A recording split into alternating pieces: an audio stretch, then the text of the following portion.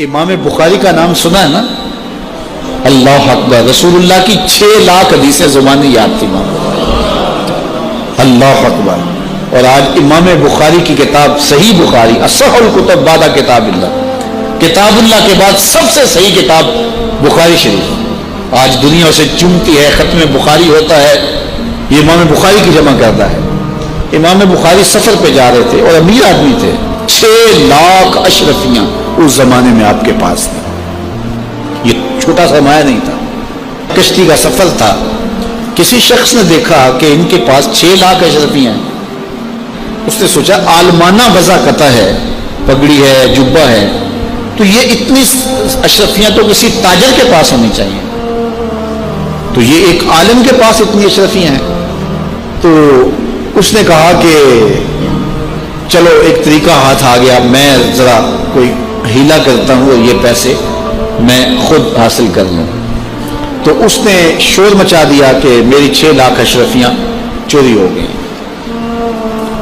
کہ جب سب تلاشی لی جائے گی تو ان سے نکلیں گی تو لوگ کہیں گے کہ تو ایک مولوی شخص ہے اور تیرے پاس اتنے پیسے کہاں سے آئے، تو اشرفیاں مجھے مل جائیں گی۔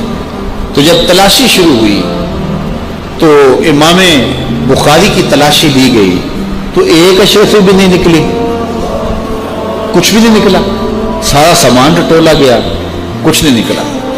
خیر چلو، لوگوں نے اس کو کہا تو جھوٹا ہے، تو نے خام خواہ جو ہے وہ ایک مکر کیا ہے۔ وہ بھی بڑا پریشان تھا کہ اشرفیاں میں نے ان کے پاس دیکھی ہیں، گئی کدھر؟ خیر جب جہاز چلنے لگا تو آہستہ آہستہ امام صاحب کے قریب ہو گیا، امام بخاری سے پوچھنے لگا حضرت اشرفیاں تو تھیں آپ کے پاس، تو کدھر گئی؟ فرمایا جب تم نے الزام لگایا نا، اور مجھے پتا ہے کہ تم نے الزام کیوں لگایا ہے، میری وجہ دیکھ کے تم نے میرے سے ہتھیانا چاہا تھا، تو میں نے چپکے سے وہ اشرفیاں سمندر میں پھینک دی تھی۔ تو کہا حضرت اتنی زیادہ اشرفیاں اور سمندر میں پھینک دی؟ کہا ہاں۔ کہا کیوں پھینکی؟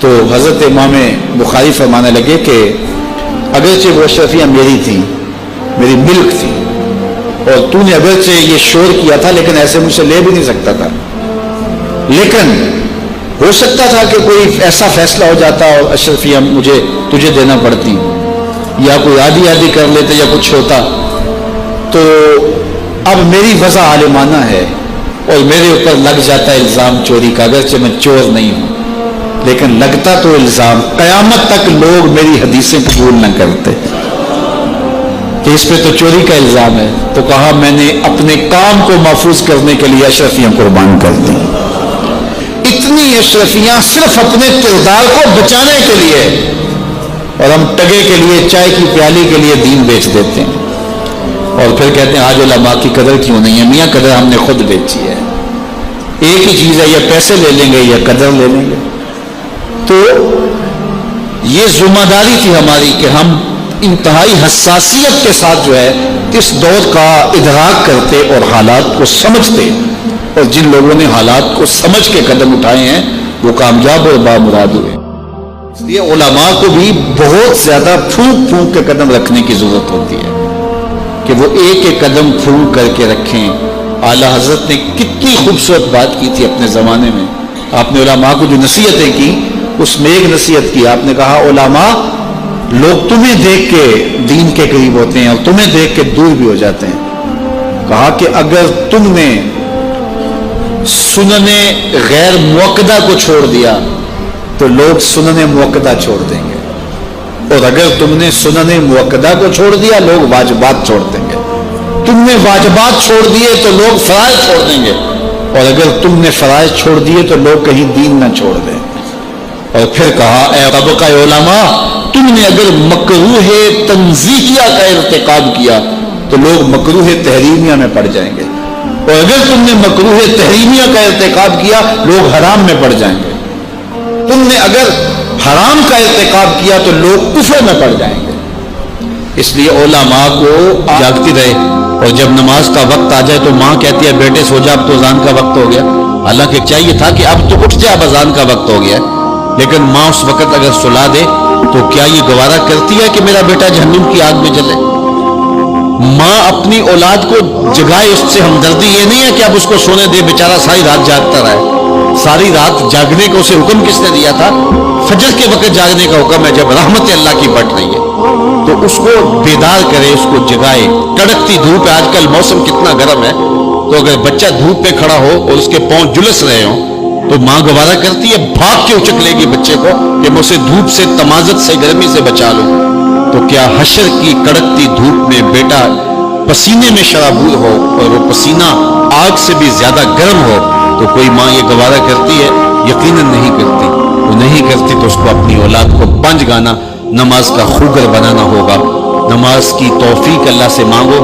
आज के इस इज्तिमा में यही पैगाम है और यही दावत है और यही कुरान मजीद की तालीमात का खुलासा है। 1 बार नहीं, 2 बार नहीं, 10 बार नहीं, 20 बार नहीं, 100 बार नहीं, कुरान और हदीस के अंदर 750 मरतबा नमाज का हुक्म आया है। आप जरा गौर कीजिए, 1 मरतबा कह देना क्या काफी नहीं है, लेकिन 750 मरतबा तुम्हारे करीम रब ने तुम्हें बार बार कहा है, तुम्हारे करीम रसूल ने तुम्हें बार बार कहा है कि नमाज पढ़ो। तो अगर हम इतनी बार सुनने के बाद भी नमाज नहीं पढ़ेंगे तो फिर हम कहां खड़े होंगे? और दूसरी बात है कि इतनी ताकीद की गई है, इतनी ताकीद की गई है, तो ये कितना बड़ा जुर्म था नमाज का तर्क करना कि बार बार कहा गया है। जब आगे सामने आग जल रही हो और कोई दौड़ के छलांग लगाना चाह रहा हो, तो फिर माँ की ममता इतनी होती है कि उसको 100 बार भी रोकना पड़े तो बच्चे को रोकती है, इसलिए वो जानती है कि आगे आ गया, और अगर मैं इसको ना रोक पाई तो सीधा आग में छलांग लगाएगा। अल्लाह माँ से भी ज्यादा प्यार करता है, रसूलुल्लाह माँ से भी ज्यादा प्यार करते हैं। इसलिए 1 बार नहीं, 2 बार नहीं, 10 बार नहीं, 100 बार नहीं, 750 मरतबा कहा कि तुम्हारी नमाज नहीं छूटनी चाहिए। रसूल करीम सल्लल्लाहु अलैहि वसल्लम ने इरशाद फरमाया, अगर तुम में से किसी शख्स के दरवाजे के सामने से नहर गुजरती हो और वो दिन में 5 मरतबा वहां से गुस्ल करता हो, सहाबा मुझे बताओ उसके बदन पे कोई मैल कुचैल रहेगा? तो सहाबा ने अर्ज किया, अल्लाह के रसूल